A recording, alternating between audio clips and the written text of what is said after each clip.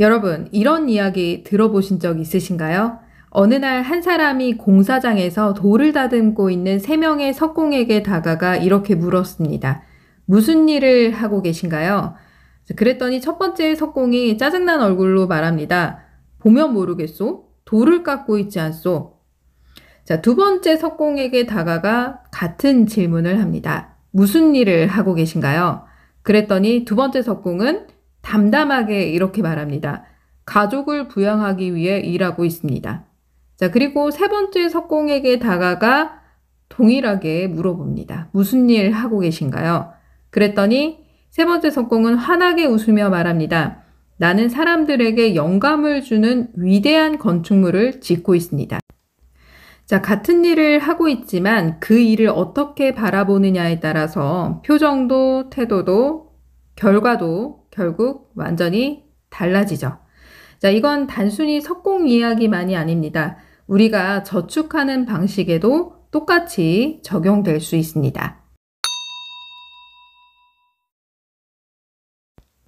자, 예를 들어서 지금 세 사람이 똑같은 적금을 가입하고 있다라고 생각을 해보도록 하겠습니다. 같은 금액입니다. 자, 그들에게 이렇게 물어봤어요. 왜 적금을 드시나요? 첫 번째 사람은 그냥 돈을 모으고 있어요 라고 대답하고요. 두 번째 사람은 혹시 모를 일에 대비해서 비상금을 마련하려고요 라고 대답합니다. 세 번째 사람은 나는 미래에 내 집을 마련하고 새로운 기회를 잡기 위해 종잣돈을 만들고 있어요 라고 대답합니다. 자, 여러분, 이 세 사람의 말 어떻게 다가오시나요? 첫 번째 사람은 특별한 이유 없이 그냥 돈을 쌓아두고 있는 겁니다 라고 대답했죠. 목표가 없기 때문에 중간에 흥미를 잃거나 쉽게 포기할 가능성이 높아 보입니다. 두 번째 사람은 뭐라고 했죠? 혹시 모를 일에 대비해서 비상금을 마련한다 라고 말했죠. 자, 물론 필요하고 중요한 이유이지만 여전히 목표가 뚜렷하지 않기 때문에 장기적으로 유지하기 어렵습니다.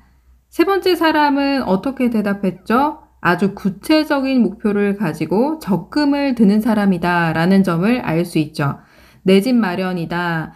새로운 기회를 준비한다는 뚜렷한 목표가 있기 때문에 더 의욕적으로 꾸준하게 저축을 이어가게 될 수 있을 것입니다. 결국 이 세 번째 사람이 원하는 목표에 도달할 가능성이 가장 높아 보이죠. 자, 예를 한번 들어볼까요? 첫 번째, 내 집 마련을 위한 적금을 가입하는 것입니다. 자, 지금은 월세나 전세에 살고 있지만 내 집을 5년 뒤에 마련하겠다라는 목표가 있다면 내 집 마련 적금을 가입하는 게 좋겠죠. 통장을 따로 만들어 보는 건 어떨까요? 거기다가 명칭을 내가 붙이는 겁니다. 자, 이름을 붙이는 것만으로도 훨씬 더 동기부여가 될 수 있겠죠.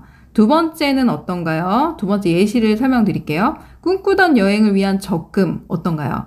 내년에는 꼭 유럽 여행을 가고 싶어. 또는 2년 뒤에는 내가 파리 여행 적금을 가입하겠다. 가족 여행 통장을 만들어서 부모님과 함께 동반 여행을 하겠다.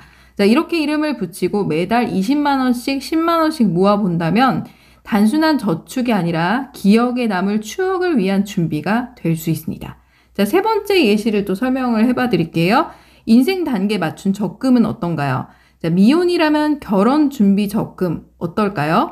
예식비, 신혼여행비, 혼수 준비 등 적잖은 돈이 드니까 미리 준비하면 좋겠죠. 또 기혼이라면 어떤가요?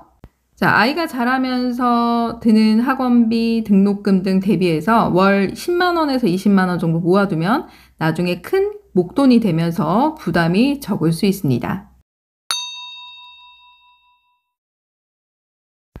자, 그럼 어떤 적금 선택하는 게 좋을까요? 첫 번째, 두 번째, 세 번째 간략하게 설명드리도록 하겠습니다.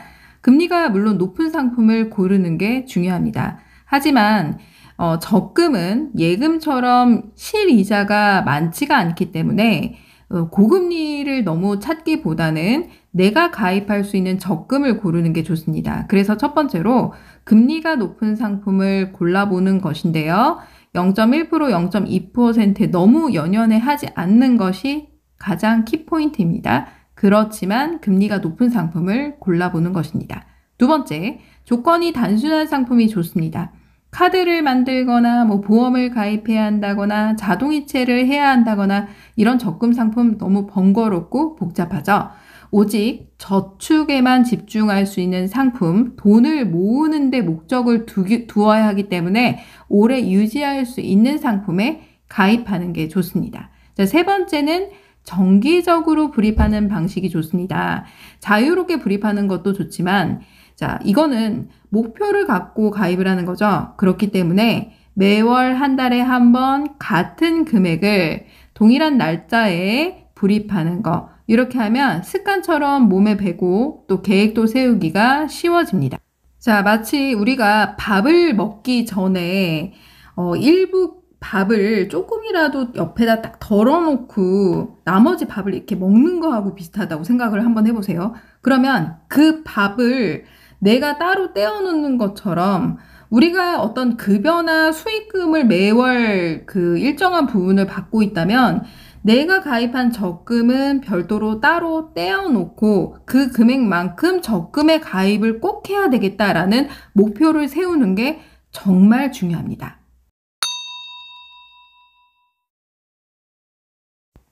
자, 오늘 추천해드릴 상품은 반월신협의 유니온 정기적금 1년 연 3.8% 정기적금 상품입니다. 한 달에 한 번 동일한 금액을 불입하는 상품으로 가입 금액은 여러분들이 정하면 되고요. 보통 금리 높은 상품 같은 경우는 월 불입 금액이 적잖아요. 근데 이건 상관없이 여러분들이 적은 금액으로 가입해도 되고 큰 금액으로 가입해도 상관없이 가입을 할 수가 있고요. 그리고 반월신협은 경영공시가 좋기 때문에 이 상품으로 추천을 해드렸습니다. 자, 그리고 전국 어디서나 모바일 온뱅크 앱을 통해서 가입이 가능한데요. 먼저 반월신협의 입출금 통장 개설을 한 다음에 그리고 유니온 정기적금 상품을 클릭해서 가입하면 됩니다. 자, 이제 마무리하도록 하겠습니다. 자, 여러분, 돈을 모으는 거 그저 통장에 찍히는 숫자라고 생각되나요? 여러분 인생을 설계해 나가는 기초공사라고 생각해 보세요. 이 돈은 내 미래를 짓는 벽돌 한 장이다. 이런 마음으로 접근하면 같은 저축도 훨씬 의미 있고 가치 있게 느껴질 것입니다. 지금부터라도 내 꿈과 목표를 담은 나만의 적금을 하나 만들어 보시길 바랍니다. 미래는 준비하는 사람에게 조금 더 빨리 찾아온다는 사실 기억하시길 바랍니다. 오늘의 영상 도움이 되셨나요? 도움이 되셨다면 좋아요, 구독하기, 블로그 이웃 맺기 부탁드립니다. 감사합니다.